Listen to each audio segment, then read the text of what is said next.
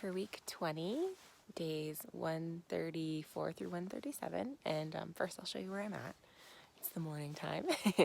So I'm at Pear Lake. Just camped here last night.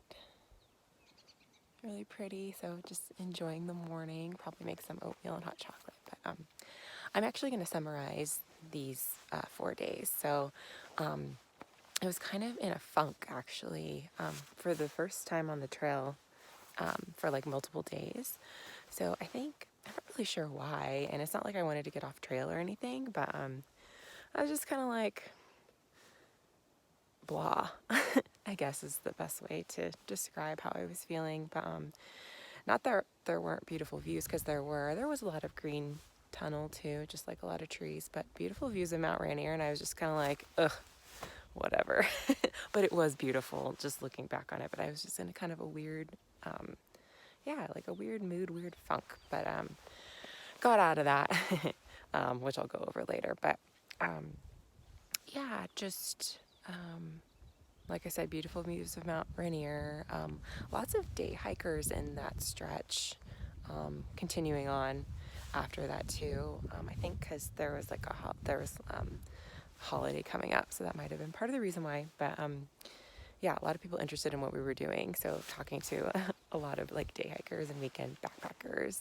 I saw an elk, which was really cool in the stretch too. I've actually never seen an elk in the wild, so I was just walking by myself, kind of like lagging behind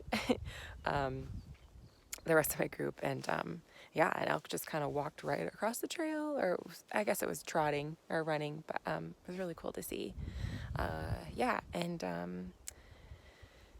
Stayed at this really cool cabin too, which was kind of like a bonding experience with fellow hikers, so that was a highlight in these 4 days. But otherwise, just hiked into Snoqualmie, and we stayed at the, what's it called, Washington Alpine Club, which is a hostel, and it was really cool. Cheap too. It was like $20, so I recommend if you're a PCT hiker. $20, you get a bed, and there's like a male side and a female side, and there's a couples area too. So I stayed in the female side, and the first night I was there, I had the whole room to myself, so I was only female there. So that was kind of nice. But so you also get breakfast and dinner too with that. They just ask that you do some sort of chore. So I just help with breakfast in the morning. But that's the next morning, so I'll go over that. But and then went into, apparently there was like really good curry at this place called the Aardvark. So I went there and got the curry, and it was pretty good. Big portion. I think it was like $14, so a little steep, but it was a big portion. So I definitely recommend that too. That's sorry there's not more. It was just kind of like not much happened, just a lot of hiking, obviously, in this stretch. But I was kind of in a funk, but luckily I got out of that, so I'll go over that in the next video.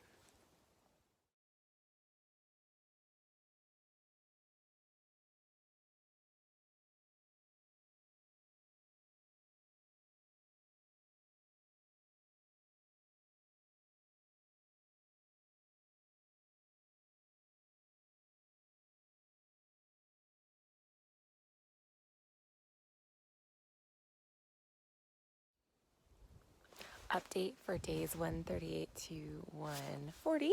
So day 138 took a 0 in Snoqualmie, which I was actually planning on taking a Nero, but my group and I were figuring out timing, and I got my airline ticket, so we actually figured out that we could stay for a day and still make it on time. So we took a 0, which I think I needed, just because I was in a funk, and I needed to like lay on a bed for a while.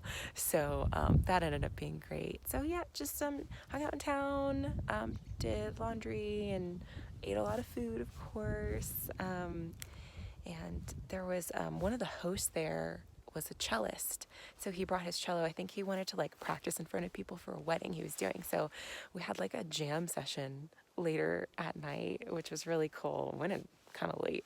I think he was playing until like midnight.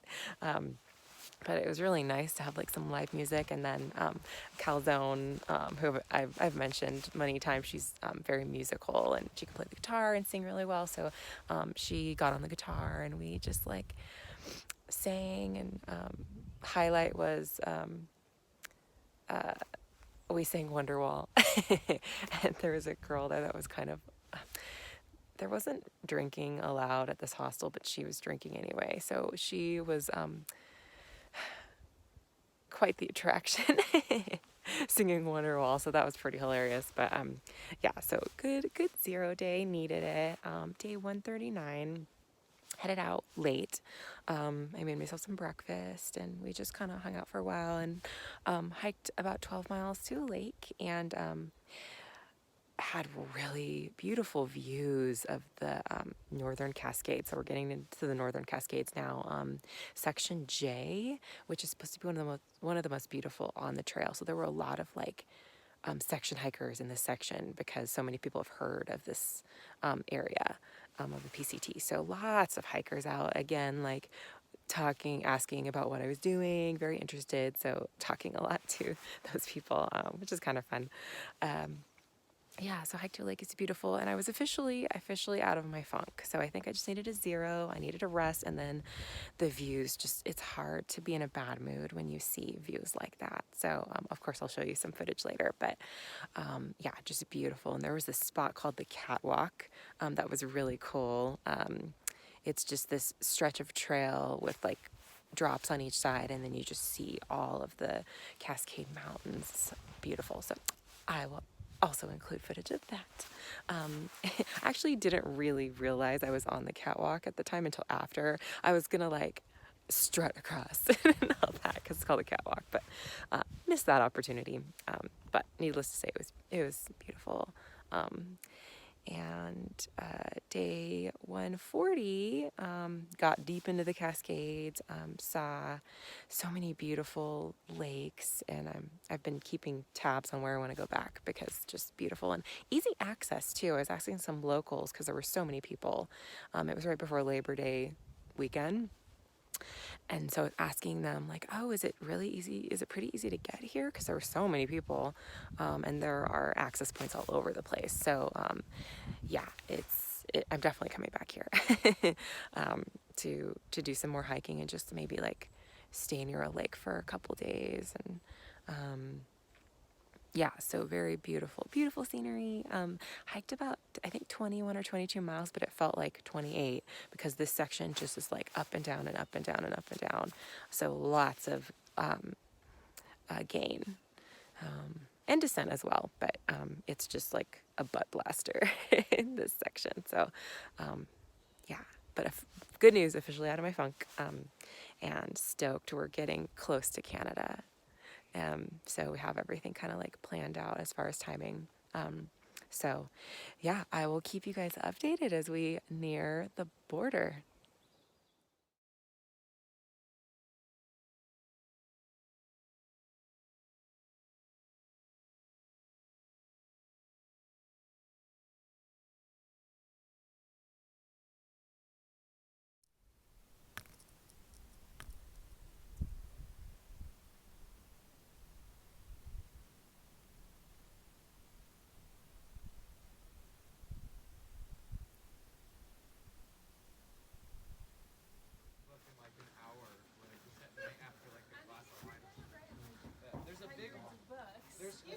There's a huge fan base of women though, you know? Yeah, and it's all like, oh, holy shit, that's Bigfoot. Like there's a quote, like someone quoted it in the podcast.